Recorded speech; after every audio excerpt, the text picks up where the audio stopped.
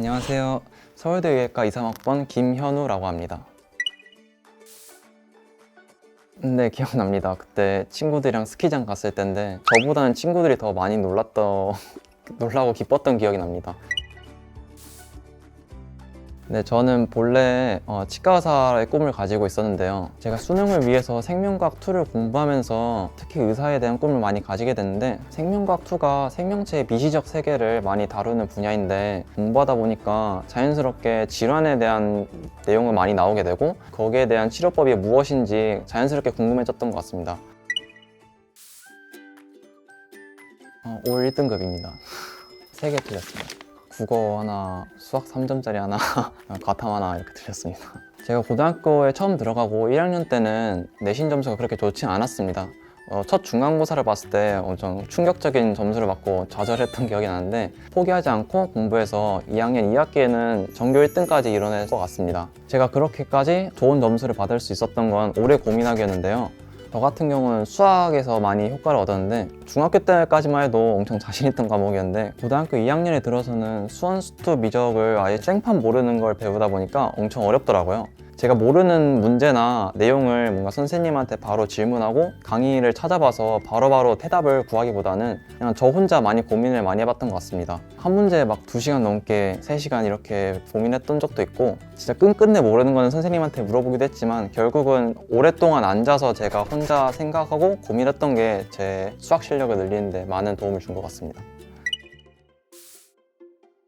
네, 제가 아직도 기억나는 문제가 2017학년도 가형 30번 문제가 아직도 기억이 나는데요. 고등학교 2학년 겨울방학 때 미적분 평가 문제를 많이 풀어보고 있다가 그 문제만큼은 진짜 아무리 오래 고민해도 안 풀리는 거예요. 그래서 한 일주일 동안은 계속 고민했던 것 같습니다. 그냥 밥 먹으면서도 가끔 생각나고 잘 때나 아니면 딴 문제 풀 때나 계속 고민하다가 결국은 못 풀어가지고 그 학원 선생님한테 찾아가서 물어봤는데 바로 대답을 알려주시기보다는 그냥 힌트 하나를 던져주시고 왔어요. 그래서 그 힌트를 가지고 집에 가서 계속 고민을 하다 보니까 겨우 답을 알아내서, 이 경험은 어떤 어려운 문제가 있어도 끈기 있게 붙잡아서 결국은 풀 수 있게 해줬고 궁극적으로 제 수학 실력을 향상시키는 데 도움을 줬던 것 같습니다.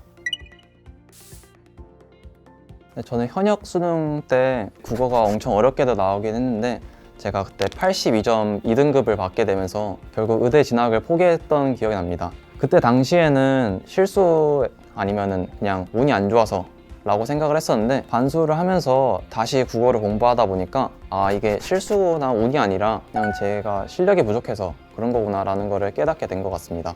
현역 수능 때는 국어 기출 문제도 많이 분석 안 했었고 EBS 연계도 안 했었고 실전 모의고사 위주로만 풀었던 것 같습니다. 그렇다 보니까 노하우 같은 거는 많이 생겼지만 수능 당일 긴장감 넘치는 순간이 오니까 기본기가 무너지고 그냥 그런 노하우들이 발현이 못 돼서 결국엔 문제를 푸는 양보다는 질이 중요했던 것 같습니다.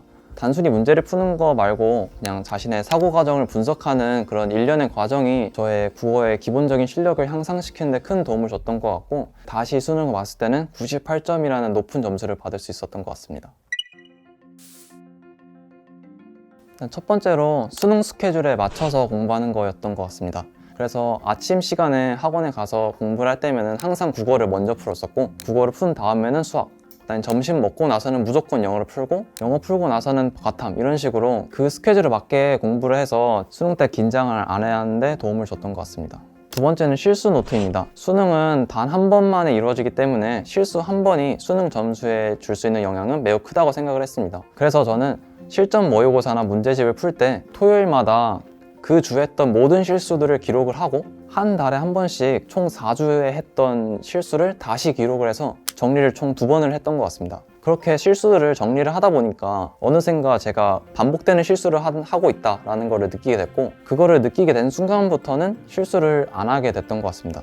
또 수능이라는 게 워낙 변수가 많다 보니까 실력이 좋다고 하더라도 실수를 한다거나 아니면은 수능 당일에 컨디션이 안 좋다거나 충분히 모든 일이 일어날 수 있다고 생각을 해서, 이런 일이 일어나면 어떡하지? 저런 일이 일어나면 이렇게 대처해야지 라는 식으로 행동강령을 작성해서 수능에 가져갔던 것 같습니다. 그래서 제가 언어와 매체 국어 때 무조건 막히는 문제가 있을 것이라고 예상을 하고, 막히는 문제가 있으면은 무조건 넘어가고 나중에 침착하게 돌아보자라고 생각을 하고 국어 시험에 돌입을 했었는데, 시작부터 2문제가 막혀서 엄청 당황스러웠지만 그때 행동강령 세웠던 걸 기억하고 그냥 멘탈 흘리지 않고 넘어갔다가 다시 돌아와서 풀다 보니까 좋은 점수를 받을 수 있었던 것 같습니다.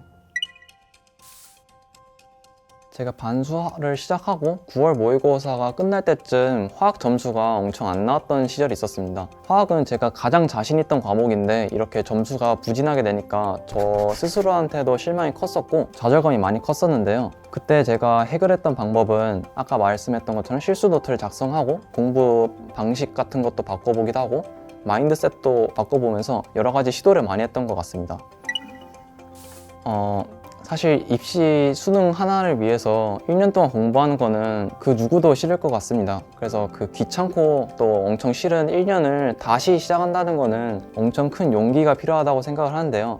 그럼에도 큰 용기를 가지고 다시 입시판에 뛰어들기로 한 이상 너무 미래에 대한 걱정은 하지 말고 그냥 현재 순간에 집중하라고 말하고 싶습니다. 가끔씩 미래에 대한 불안감이 들고 잘하고 있는 게 맞나 회의감이 들 때가 많은데 어차피 지금 당장 뭔가 할 수 있는 건 없으니까 저 같은 경우는 그냥 공부나 하자라는 마인드로 임하다 보니까 어느새 수능에 가까워졌고 수능 당일에서도 그렇게 긴장을 하지 않고 좋은 점수를 받을 수 있었던 것 같습니다. 요즘 의대 준비반이라고 해서 초등학교, 중학교 때부터 무리한 예습을 하는 경우가 많다고 들었는데 무리한 예습이 항상 꼭 의대 진학으로 이어지는 건 아니라고 생각을 합니다. 너무 어렸을 때부터 학문에 시달리기보다는 자신이 하고 싶었던 것에 집중하면서 뭔가 어떤 것에 집중하는 습관을 키워주셨으면 좋겠습니다. 의대라는 힘든 꿈을 가지고 달려가고 계시는 모든 분들 항상 응원하겠습니다. 앞서 말했듯이 막연한 불안보다는 현재에 집중하는 마음가짐, 그냥 공부나 하자 라는 말이 가장 큰 도움이 될 것 같습니다.